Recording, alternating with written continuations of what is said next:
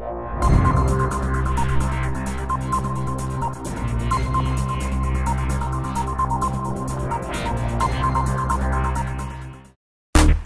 looks good when you're wavy. The way she moving like she wanna make a baby. Need to get a little closer. This is Steve Walls back here with Darren Smith on Sideline Sports Talk, and we have the guy Krizz Kaliko.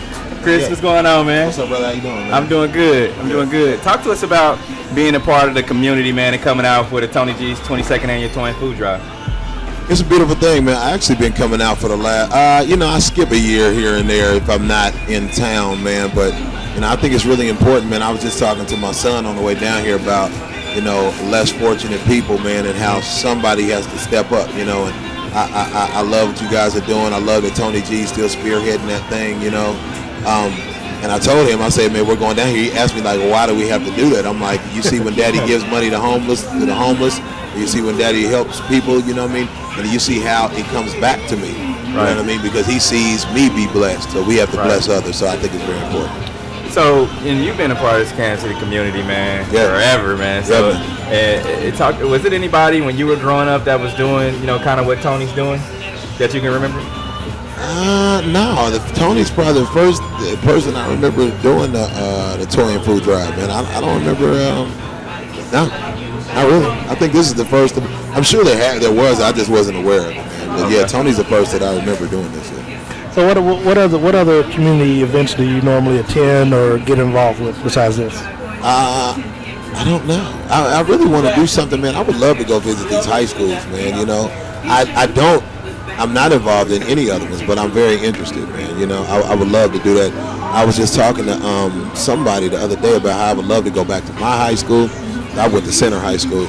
Well, nobody's nobody's perfect. That's where I graduated from too, man. I went to Center, you know what I'm saying? The Yellow Jackets. No, it's it ain't Central. Me and Darren had this thing going on, man. He went to Central, and anytime somebody thinks of Center, they always say, Central? Yeah. I'm like, nah, man, it's Center. He's like, no, that's what I said. I said, no, the good school. I went to the good school. Right. We got, okay. But I used to go to Central when I was a kid to play in night hoops. I used to play in the night hoops all the time, man. And see, something good came out of it besides me. Yeah, night hoops, and then but I would love to be able to go to all to the high schools, man, and talk, and you know, and especially if they have music programs. Lachelle Jackson actually talked to me about, you know, keeping kids involved in music, you know, and it's and I think it's important for them to have their grades right and all of this, and I think it's important for them to be scholars. But music is definitely a great expression, man. It's a great way for them to express themselves, man. You know, and my mother never told me not to be an artist. Actually, my mother wanted me to be a stand-up comedian. Really? Yeah. But you know, I think that it's important, man, to keep these music, because they're taking some of the music programs out of the schools and taking, you know, God out of some of the schools, and I think it's important to keep that moving, man. Well, let me toss this idea, because while you were sitting there describing it, I was just thinking about it. I mean, does Strange Music have some sort of intern program where where you all could get into the high schools to give people, you know, that avenue, you know, kind of like what we do, where we bring high schools and teach them how to, you know, sports broadcast and stuff like that, to where, you know, because everybody may not go to college, but, you know, but you give them, you open their mind and their eyes up to different aspects of music, you know, where, okay, you can do stuff behind the scenes, whether it's producing, directing, you know, management, promotion. I mean, is that something along the lines that you're thinking that you might want to? Well, I will say this, man, you know, half of the staff there were interns. Cool. People that work there. I can think of at least 7 people that worked there that started as interns. And now it was in the video department.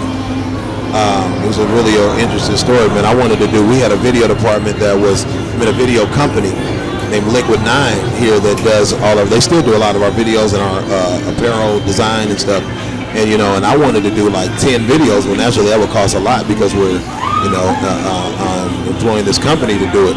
So I was just like, man, why don't we just take a camera out and just do some viral videos, and they didn't really want to do that. Like our label didn't really want to do that, and so I told one of the interns, he was the only intern at that time, to steal Travis's camera, steal the camera and meet me at Oak Park Mall, and I did this song out there, and I mean, we walked through the mall, and I got kicked out. I said, when we get kicked out, man, keep filming, and actually that ended up getting like 150, 200,000 views that weekend. just that weekend alone. And then he hired all the rest of the interns and actually built a big building and put them in it, you know, to house them too, man. You know what I mean? So, you know, they actually ended up being a great thing, and that's I think the interns have only been that we've hired have been in media and in video, social media department and in video. So I don't know what the program is. I don't know how they get involved. You know, you can always hit me, you know, at Krizz Kaliko on Twitter, on Facebook, on Instagram. Everything is just Krizz Kaliko, KRIZZKALIKO.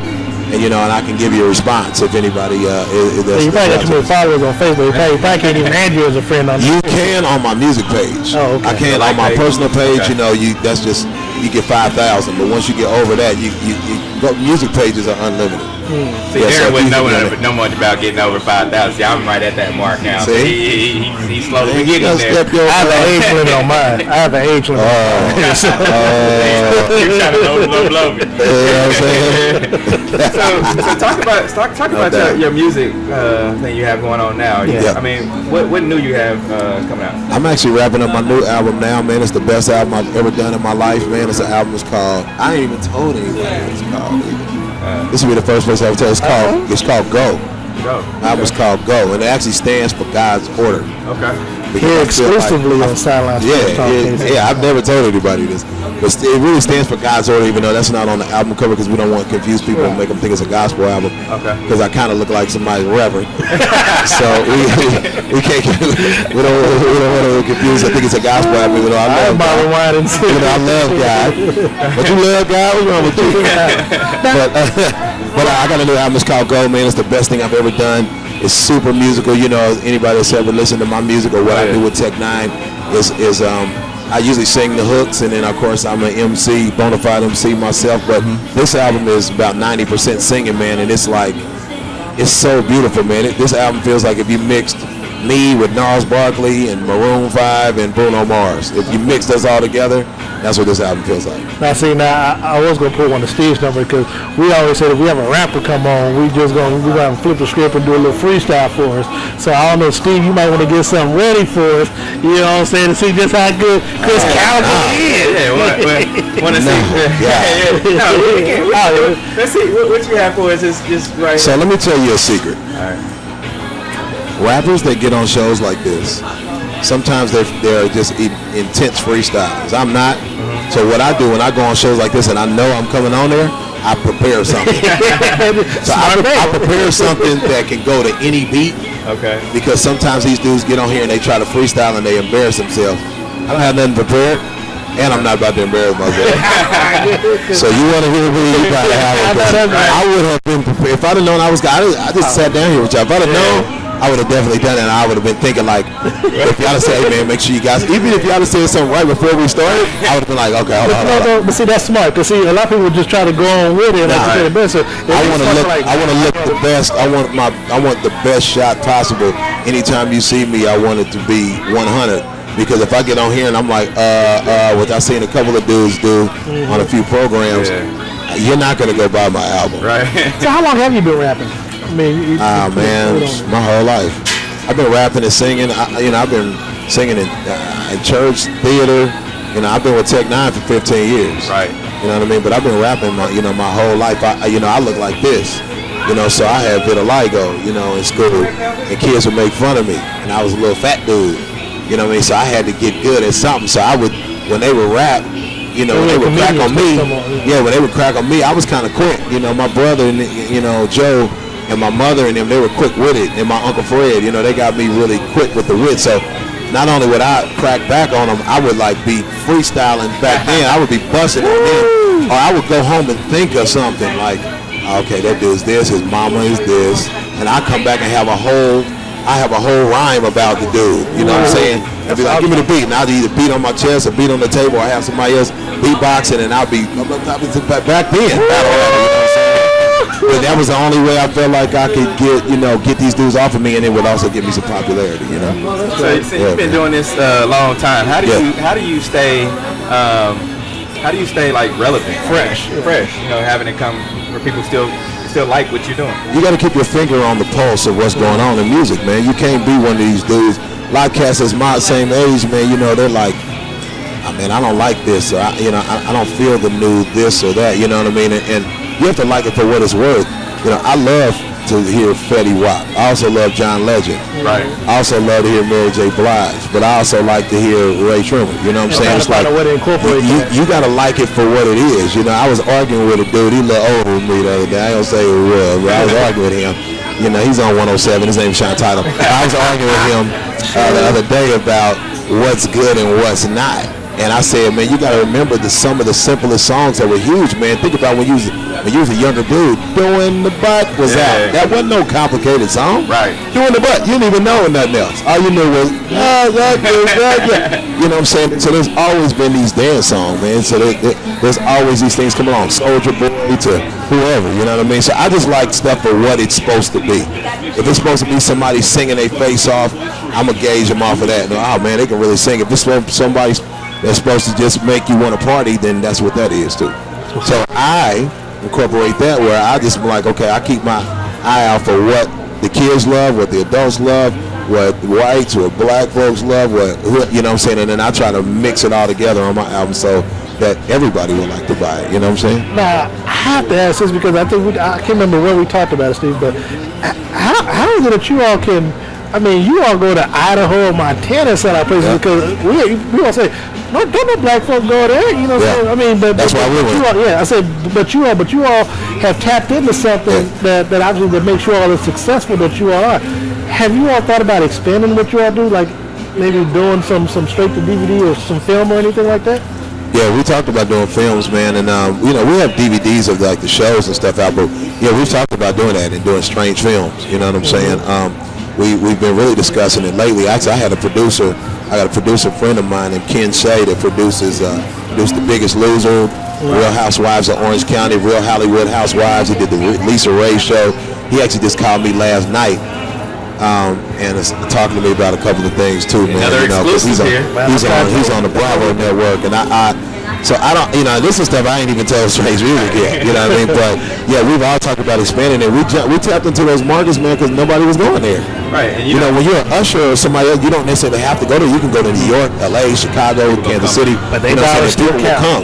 But we will go to Nevada City, California, and we will go to this little city, and that's, we'll go to Chico, California, and Butte, Montana, and places that nobody went, and we weren't on TV, and we really didn't even have a radio presence. So we would travel to every little town, every little city, and that's how we grew this thing, really out of Travis's basement in Blue Springs. So how do y'all stay so grounded, man? Like normally people, we ask them, come on, and like, nah, man, I got somewhere to be. How do you stay grounded? It's probably how we got on, man. You know what I'm saying? We're from right here. Right. We're from, I look real up the street from here. You know what I'm saying? On 61st and Garfield. Yep. You know what I'm saying? In the Citadel Homes, right behind the police station. Yep. Right. You know what I mean? So it's like, we're from here. Yeah, I was a help parents every week.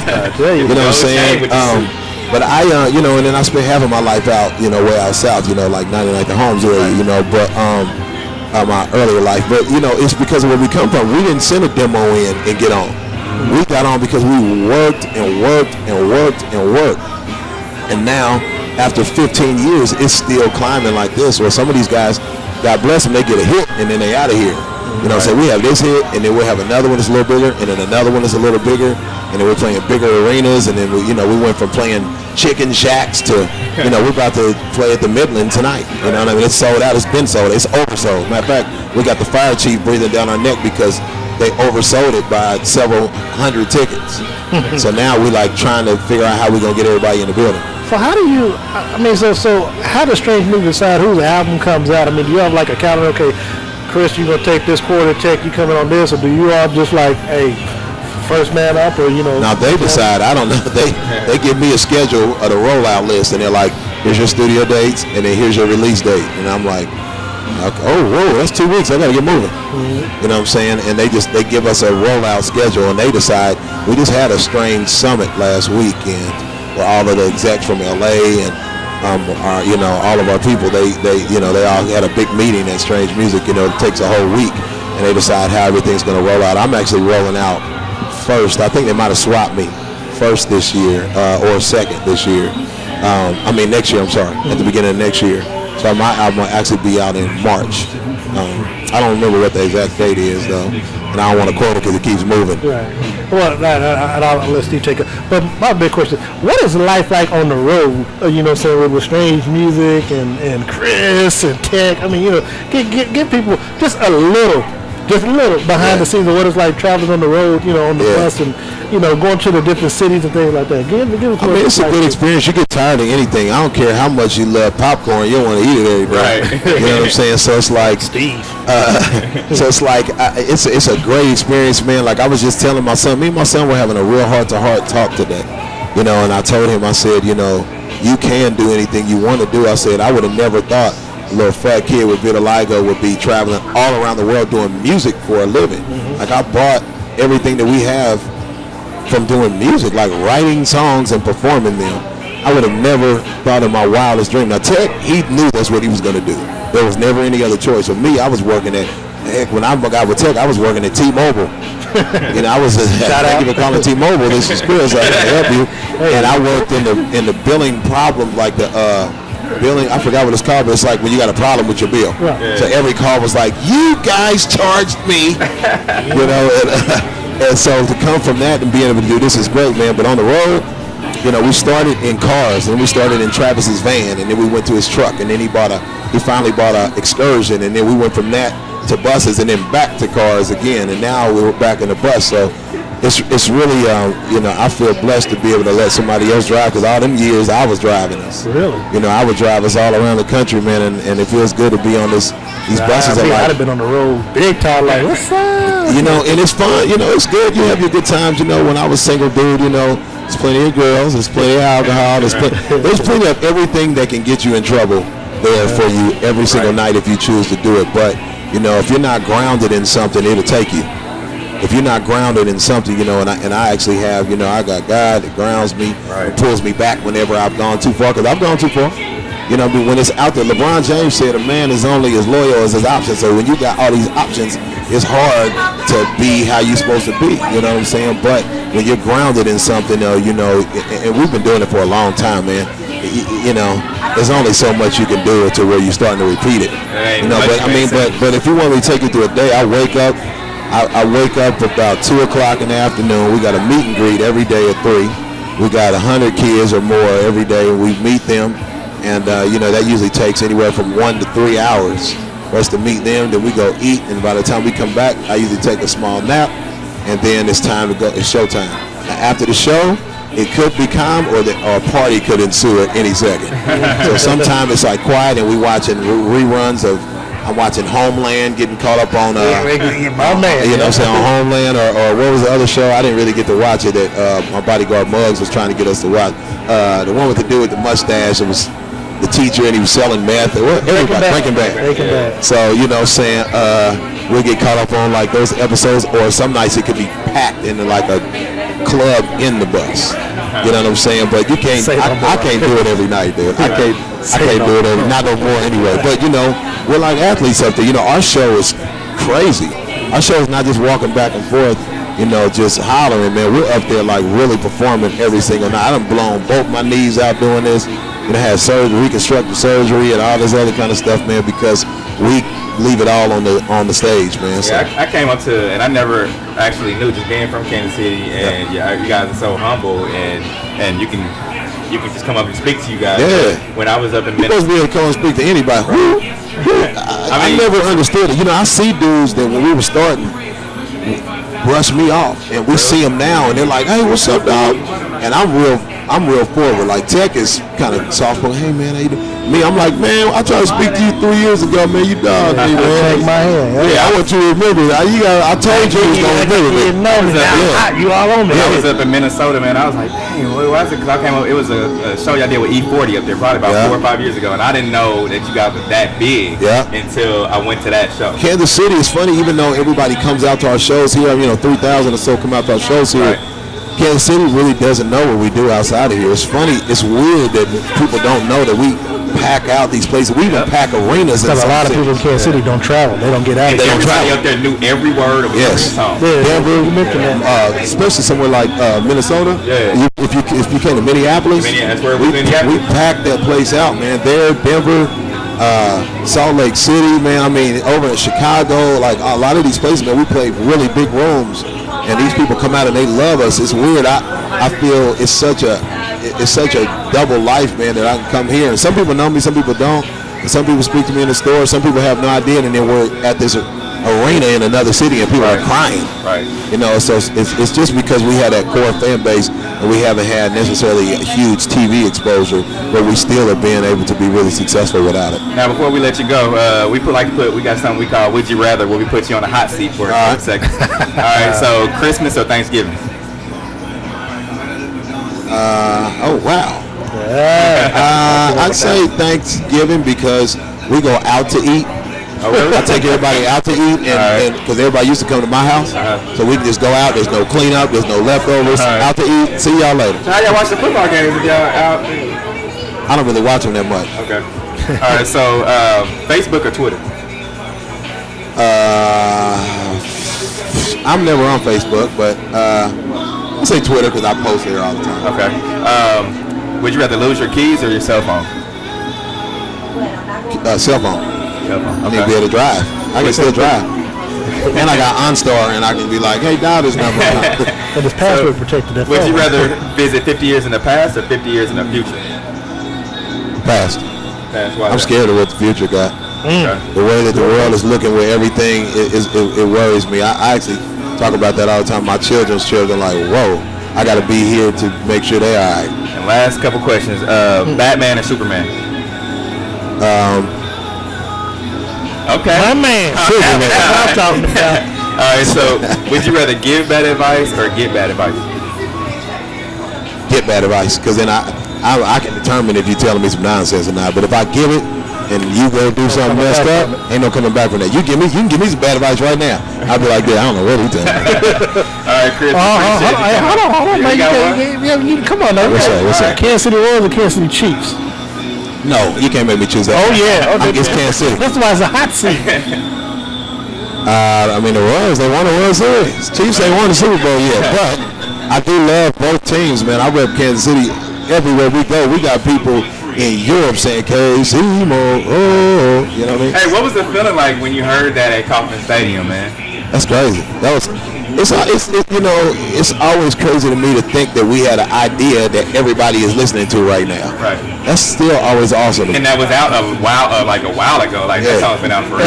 And it was crazy. You know, as we talk about people, we went to Cincinnati covered the All-Star game. They were playing Techie all-stuff up there at the All-Star game. Yeah. You know, I mean, so I know. At the NBA All-Star game. Baseball. Baseball. Yeah. This guy from Oakland A's, that was his walk-up song. Oh, okay. He'll go crazy or something. Yeah. I was like, for some reason, a lot of Major League Baseball players use "He'll Go Crazy" for their walk-up songs this year. I heard it on the show Ballers with The Rock. Yeah. They licensed that one. They had to talk about that one. Yeah, the other ones they just play it, but when it's on a show or something like that, they gotta make that call first. Cut the check. Cut the check. You can't be a show called Ballers and you ain't gonna cut a check. Hello, especially with The Rock. Yeah, The Rock's in it. I need a check. All right, for Steve Walls and Darren Smith, Krizz Kaliko with Strange Music. Cali, baby. Appreciate you coming out. Yeah, man. Stay tuned. We'll be back here with some more special guests here at Tony G's 22nd Annual Toy and Food Drive. Stay tuned. Yeah, man.